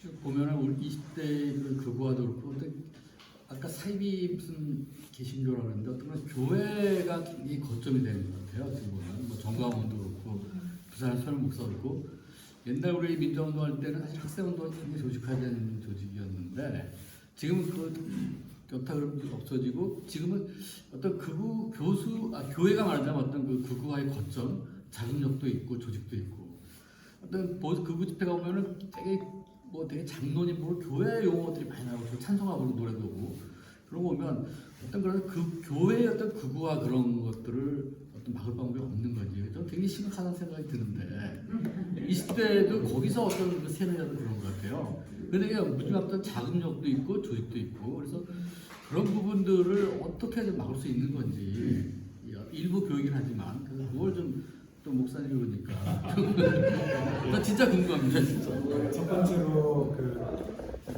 이선희 청장님 방위사업청장 하시고 공군사관학교 동참회장도 하시고 예비역 공군 장성이신데 이제 그 옆에 또 공군 장성 출신이 지금 여기 두 분이나 계십니다. 그 말씀하셨던 내용 가운데서 이제 이대남의 문제에서 예를 들어서 어떤 정당을 더 선호하고 뭐 여기까지는 저는 문제가 아니라고 생각을 하는데 거기에서 이제 극단적인 예를 들자면은 협중 뭐 그 나가서 협중 시위를 한다든지 또 그 리박과 같이 뭐 또는 뭐 엊그제 나오듯이 저기 소녀상 가서 깨부셔야 된다. 이렇게 나가는 거는 용납이 안 되는 거다. 그거 차이를 좀 줘야 된다고 생각을 해요. 정치적인 어떤 그 저기 차이점과 근본적으로 함께 살기 어려운 나는 저 사람들하고는 함께 못 살겠다라고 선포하고 다 이제 혐오하다가 나중에는 이제 폭력으로 하고 뭐 극단적인 게 이제 히틀러식이죠. 그런 식으로 가는 경향은 우리가 극복을 해야 된다. 그것이 단순히 어떤 누구를 어느 정당을 지지하느냐의 문제하고 좀 다르다 이 말씀을 하나 드리고 싶고요. 두 번째로 이제 사회자께서 말씀하셨던 부분은 사실은 저는 돈과 권력에서 연결됐다고 생각을 합니다. 그러니까 그 뒷배가 되어주는 돈이 어떻게 흘러서 그런 영향을 행사하는지를 봐야 되는데 사실 개신교 그 사회조사를 하면 개신교인들의 정치 의식은 일반 사회하고 똑같습니다. 개신교 내에서 뭐 우리 저기 총장님 잘 아시지만 개신교 내에서 극단적인 생각을 하는 사람의 퍼센트가 그 다른 종교보다 훨씬 높으냐? 전혀 아니에요. 그냥 똑같습니다. 그래서 이제 그것은 극단적인 그 이단이라든지 또는 이단이라고 안 하지만은 사실은 내용적으로 이제 그런 데들이 어떻게 돈과 연결해서 이권과 예를 들자면 이제 원전 세력, 원전 마피아하고 어떻게 전부 연결이 되어 있는 전 세계적으로 이런 것들을 다 따져봐야 되고 그러한 어떤 그 교회 내에서의 권력을 사회에서 실현시키고자 하는 그런 일부의 이제 극단적인 세력들을 교회에서 내부에서 어떻게 통제를 할 것인지 또 나아가서 사회적으로 어떻게 제압할 것인지가 함께 고민 과제라고 보겠습니다. 이게 이제 질문을 그렇게 하셨는데 사실 지금 발제를 제가 와서 들으면서 오늘 발제에서 굉장히 중요한 지적을 하신 부분이 저는 있다고 생각을 해요. 그게 뭐냐면 그 학교 교육 과정에서 무엇이 중요한가 할 때 아까 여러 가지 비사나 여러 얘기를 하시면서 결국 학생들의 삶의 질, 웰빙이 가장 중요하다. 이게 지금 선진국들의 기본 추세거든요. 근데 우리가 그 부분에 대해서 사실 그동안 놓치고 있었는데 그 지점을 굉장히 중요하게 지적을 해주셨어요. 근데 사실 그게 추상적으로 여겨지기도 하지만 어찌 보면은 우리가 지금 교육에서 아까 입시 얘기도 글로 연결이 됐는데 아이들이 자기 삶에서 자기 최소한의 먹고 자고 휴식해야 될 기본적인 이런 것들을 하나도 충족하지 못할 만큼 사실은 내몰리고 있는 거거든요. 엊그저께 EBS에서 이렇게 그 아이들이 자기 수행평가와 이런 것들을 받는 과정에서 모든 것이 평가인 거예요. 아이들의 삶 속에서. 정말 우리가 우리 삶의 모든 것들을 다 그렇게 평가받는다면 어떨까? 얼마나 불행할까? 그리고 그게 그 아이가 선행학습을 안 했던 아이인데 우수한 아이지만 하루에 3시간에서 4시간을 자야만 그 학교에서 주어지는 과제와 평가들을 어느 정도 수행을 할 수가 있는 거예요. 그래서 이제 그런 점에서 보면은 지금 이 구조가 이 웰빙을 정말 너무나 극단적으로 아이들에게 정말 어떤 극한 요구를 하고 있는 상황이라서 사실 좀 저는 이제 여기 문제 제기로 끝나지 않고 이가 제기된 문제들을 그때 김영하 우리 교수님께서 지적하신 거가 독일에서는 무슨 탁국이라는 게 있어서 끝까지 끝장 토론을 한다고 하는데 나왔던 주제들에 대해서 좀 깊이 있게 가봤으면 저는 그런 생각이 좀 들고 그 웰빙과 아이들의 웰빙과 아까 입시 교육에 대한 문제도 얘기하셨는데 입시를 없앨 수도 있거든요. 그렇게 평가 안 하고 대학에서 평가 방식을 찾도록 할 수도 있는 것이고, 사실 저는 그럴 수 있다면 좋겠어요. 최소한의 수학 능력만 수능에서 평가하고 없앨 수 있다면 없애고, 그럼 어떻게 평가할 건데, 그럼 대학에서 맞는 과의 아이들을 자기들이 뽑는 방법을 연구하게 해야 되는 것이지, 초중고 교육에서 이거를 다 평가해서 줄 세워서 주는 이것 때문에 실은 너무 힘든 거라서 없애는 것도 진짜 고려를 좀 해봤으면 좋겠다. 아예 정말 없애는 거예요. 그리고 투명 기재만 만들 수 있으면 대학에 뭐 학생들이 감시를 한다든지 학부모의 감시기구를 둔다든지 어떤 투명성 기재를 마련해서 대학들이 정말 뽑을 수 있는 방법을 연구해서 하도록 하는 거. 그렇게 되면요, 대학 사회화가 있을 수가 없고 지금 같은 입시가 존재할 수가 없어요. 사실은 그런 방안에 대한 연구도 저는 한번 깊이 있는 토론을 통해서 갔으면 좋겠다. 그래서 말씀하신 대로 어떤 형태로든지 사회가 불평등하면 뭐 나름대로 편법들이 있겠지만 그걸 최대한 좀 견제하고, 그리고 이제 뭐 일자리 정책이나 그것대로 또 함께 이제 노력을 해 나가야 되지 않을까. 근데 제가 보기에는 자살이 1등일 수밖에 없는 이유가 아이들의 그런 걸 보면 느껴져요. 그래서 그 부분을 교육과정도 굉장히 억압적이거든요. 과거에 국영수사가 사범대가 10개 교과목으로 만들어져 있고 내가 왜 배워야 되는지도 모르고 그 과목이 강요가 되고, 이것부터가 웰빙에 저는 굉장히 좋지 않다. 무엇을 가르쳐야 될 건가에 대한 본격적인 논의가 우리나라에 없었어요. 그리고 그거는 옛날에 일제시대 이후에 미군정이 들어와서 46년에 만든 그 틀이 지금까지 오고 있는 거거든요. 그 논의도 저는 해야 된다고 봐요. 아이들에게 상당한 선택권을 주고 반드시 배워야 될 것들은 무엇인지 협의해서 재정리를 해야 되는 거, 이거를 전문적으로는 교육과정이라고 하는데, 교육과정 재구조화에 대한 고민, 입시를 없애고 어떻게, 그러나 이제 아이들이 또 하게 해야 되기 때문에 학교 안에서 최소한의 그 어떤 수학 능력을 어떤 유지하도록 할 건가 하는 고민, 그리고 그러면서도 경쟁을 무시할 수 없기 때문에 완전히 풀어놓는 것이 아니라 핀란드 같은 경우는 최소 필수를 정하고 나머지는 교육과정을 선택할 수 있도록 하는 측면이 있거든요. 그래서 그런 것들이 단순히 어떤 막 외부의 입시 기관들에 의해서가 아니라 어떻게 그것이 잘 작동하게 할 건가, 이런 것들을 저는 좀 종합적으로 고민해야 하고, 그래서 이 교육을 깊이 고민하는 지속적인 논의 어떤 단위가 있었으면 좋겠다. 어디에서든 국가교육위원회가 있지만 제가 보기에는 한시적으로 주어진 과제 위주로 가다 보면은 깊이 있는 토론을 잘 모르겠는데 어디까지 할 수 있을까. 오히려 좀 오픈되고 다양한 가능성들을 짚을 수 있는 단위가 있었으면 좋겠다. 그 생각을 저는 좀 깊이 있게 해요. 그리고 여기 신 교수님 오셨지만 그거는 단순히 교육계의 몫은 아니라고 생각해요. 교육계는 교육계에 작동하는 이해관계가 너무 깊어요. 제가 봤을 때. 그래서 교육계만 가지고는 불가능할 수도 있고, 오히려 사회 전체적으로 이런 균형 감각을 가진 분들과 교육계가 같이 결합해서 논의를 해야 되는 건 아닐까 이렇게 생각합니다.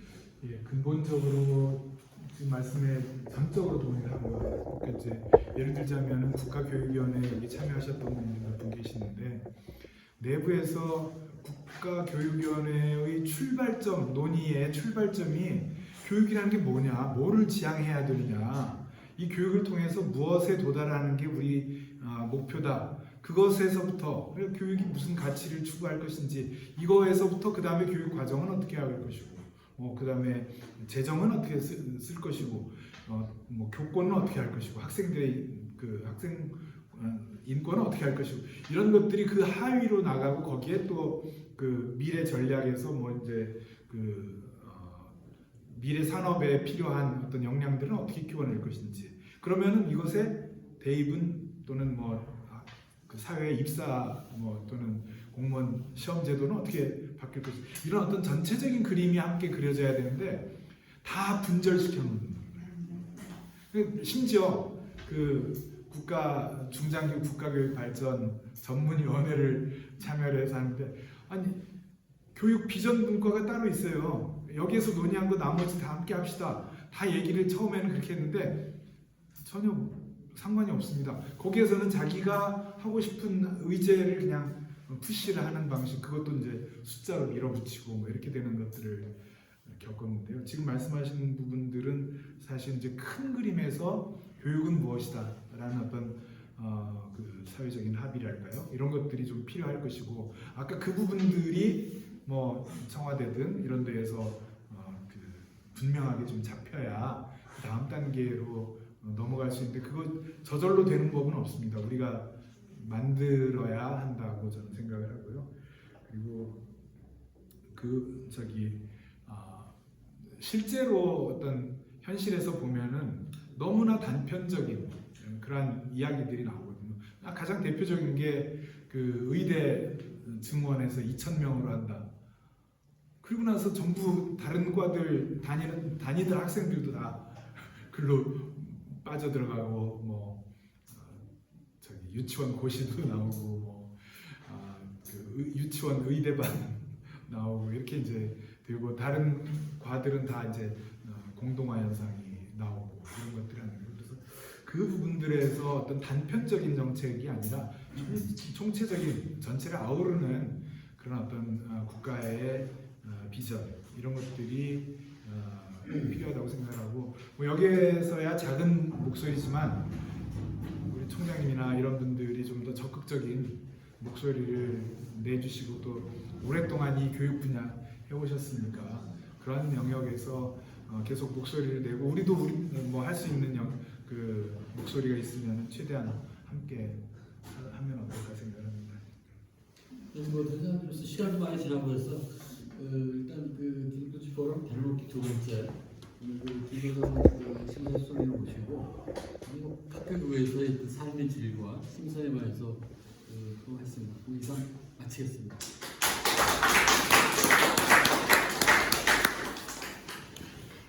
잠깐만요. 여러분들이 같이 지금 대화하시고 하셨는데 아까 질문하시면서 잠깐 자기소개하기도 했지만 그래도 오늘 어떤 분들이 서로 모르는 분들도 계시기 때문에 우선 우리 정병훈 위원장을 제가 소개하겠습니다. 우리 포럼 긴조 포럼의 이제 이름이 일단 다리놓기 이렇게 지금 잡았는데 다리놓기 포럼 다리놓기의 운영위원장이세요. 정병문 운영위원장님께서 나오셔서 참가자 소개를 한번 진행을 해주시고 그렇게 좀 마치도록 해주시면 좋겠습니다. 오늘 일단은 지금 자리가 그 정도 크지 않은 자리를 만들었는데 뭔가 연락이 예의찮아가지고 오손도손 이렇게 다 많이 모여서 만들하게 이렇게 했으면 그 성원이 좀 미흡해서 책임을 제가 많이 통감을 합니다. 죄송합니다. 이제 당초에 교육 우리 콘텐츠가 워낙 자신감이 있어서 사람들이 그냥 구름같이 우리나라에 생각하고 교육 문제는 참 누구나 다 관심사고 참 답도 잘 안 나오더라고요. 대개 교육 문제는 한두 시간 얘기했으면 오히려 더 미궁으로 빠져든 것 같은 그런 느낌이 들 정도로 답이 참 어려운 문제라 늘 항상 관심을 가지는데 제가 우선 아는 범위 내에서 먼저 소개하도록 하고 지금 조금 전에 말씀해 주신 분은 우리 긴급조치 모임에 상임이사를 맡고 계시는 유태선 목사시죠. 성을 맡아주신 전 한겨레신문 편집인 장윤수 기자님,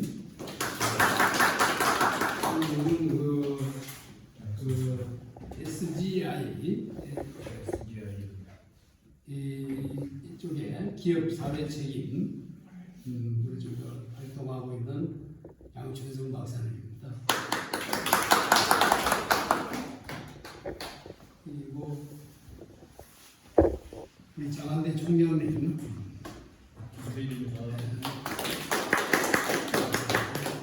아까 발언하셨습니다만 우경,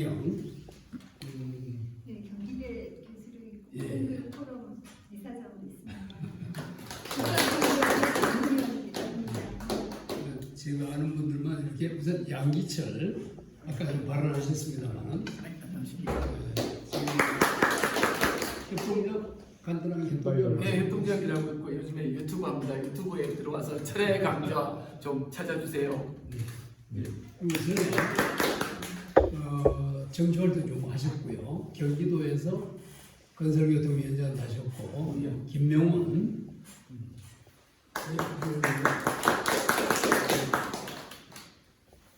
또 우리 선생님. 예. 저는 청교회에서 1994년부터 활동을 시작한 송환영입니다. 뒤에 이정미 장관, 전 여가부 장관, 이정입니다. 신성도 선생님. 네, 저는 부산교대 퇴임을 하고 한 8년 전에 벌써요. 저는 교육학을 연구하는 한국교육연구네트워크 이사장으로 있습니다. 심성범입니다. 공군 예비역 장성분들 두 분 계신 것 같은데요. 인사드리겠습니다. 저는 이제 공군에서 30년 근무했고 공군에서 이제 전역한 다음에 어쩌다가 노무현 정부 때 항상 개혁을 하면서 반사업 전문가 직책을 맡아서 있었고 그때 김무성 수석님이 오셔서 인터뷰하는 저를 꼬셔가지고 잠시 떠나면서 공동대표를 김영선. 3년, 5년 정도 맡아서 한 기억이 있고 그다음에 전역한 이후에 강단에서 카이스트 아들대학교 경희대 한 15년 정도 강의를 맡아서 했습니다. 어디 전투기 조종사도 하셨습니까? 지금은 이제 경기 공무원인데 상임공. 장윤아 장군님은 경기공감연대 상임대표, 공동상임대표신데 소개를 말씀하셔요. 소개를 다 해가지고 할 게 없습니다. 저도 한 35년 현역으로 있다가 공군소장으로 예비했습니다. 우연한 기회에 김거성 수석을 알게 됐는데 제가 개몽당했습니다. 개몽당해서 강의하고 또 모임이 있으면 계속 따라다니면서 또 다른 세계를 이렇게 저는 제도권에서 이렇게 이것만 봤는데 또 다른 세계를 지금 많이 보고 배우고 있는 중입니다. 오늘 처음에는 뭐 긴조회 해가지고 저는 뭐 일본 야쿠샤 다시 봤어요. 긴급 조치 모임 사람들, 긴급 조치 사람들입니다. 그 제가 몇 년도가 할 때는 77년부터 뭐 이렇게 쭉 나갔는데 저는 국가에서 주는 돈으로 사관학교에서 배우를 붙은 따시게 제도권에서 컸습니다.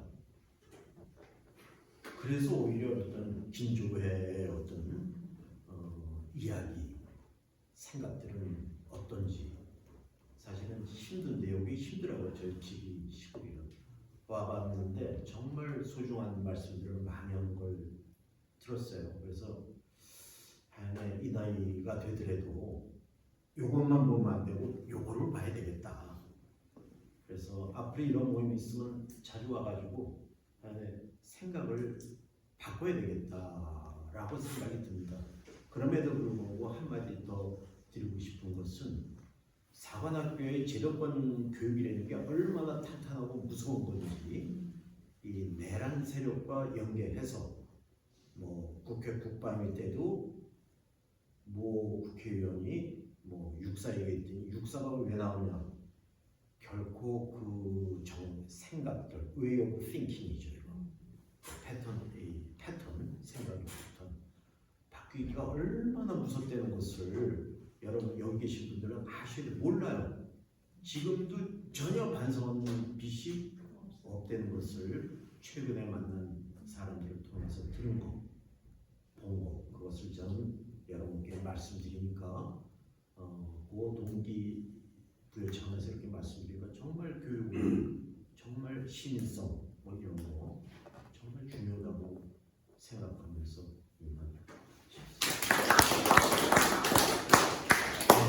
그 소개를 다 마치셨는데요. 오늘 사회보호와 주신 장정수 선생님, 무엇보다도 발제해 주신 김거성 목사님, 박수 한번 해주시면 좋겠고요.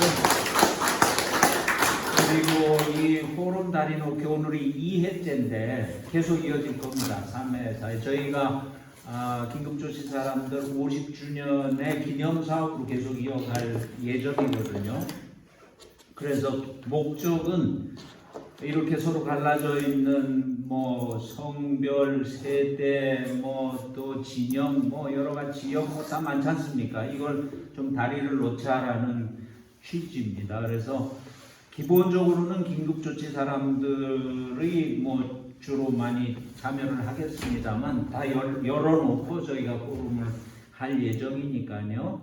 기억해 주시면 좋겠고, 기본적으로는 매달 마지막 주 목요일 오후 4시부터 6시 그렇게 시간은 그렇게 잡습니다. 그리고 장소는 때에 따라 조금씩 변동될 수 있는데 아마 이 노무현센터 이용하는 경우가 제일 많을 것 같습니다. 그래서 그렇게 매월 마지막 주 목요일 오후 4시에서 6시 이렇게 기억을 해 주시고요. 다음 달 프로그램을 한 달 전쯤에 저희가 여러 가지 방법으로 공지를 해드릴 예정입니다. 응원해 주시면 좋겠고, 특별히 우리 그 프로그램 기획이라든지 이런 거를 우리 운영위원장님이 주도하시도록 부탁을 드려놓은 겁니다. 우리 회에서. 그래서 우리 정병훈 위원장님도 많이 좀 응원해 주시면 좋겠고요. 그리고 저희 내부 발제하시는 분들은 10만 원을 사례하기로 되어 있어요. 외부 발제하시는 분들은 30만 원을 사례하도록 그렇게 되어 있고요. 참고로 알려드리고, 애프터는 요 부근 식당에서 할 텐데 오늘은 요 밑에 내려가면 비원 칼국수 있습니다. 가까워서 거기를 주로 가는데 비원 칼국수에 10,000원의 행복으로 모시기로 되어 있습니다. 그래서 뭐 특별한 일 없으신 분들은 다 식사 같이 하시면서 친교하시고 그러고 돌아가시면 좋겠습니다. 이상으로 모두 하나만 저기 위원장님께 부탁은, 오늘 이제 오셨는데 그 일회적으로 이렇게 왔다가 이제 그 다음에는 끊어져 버리는, 저희가 안 되도록 원하시는 분들은 저기 다리놓기 카톡방에 초청을 좀 해주시면 좋겠습니다. 원하지 않는 분은 손을 들어주시고 네. 하나씩 좀 예. 그러면은 여기 모이면 다 마치도록 하겠고요. 비원 칼국수로 요거 누르면 요거 마음대로 되나요?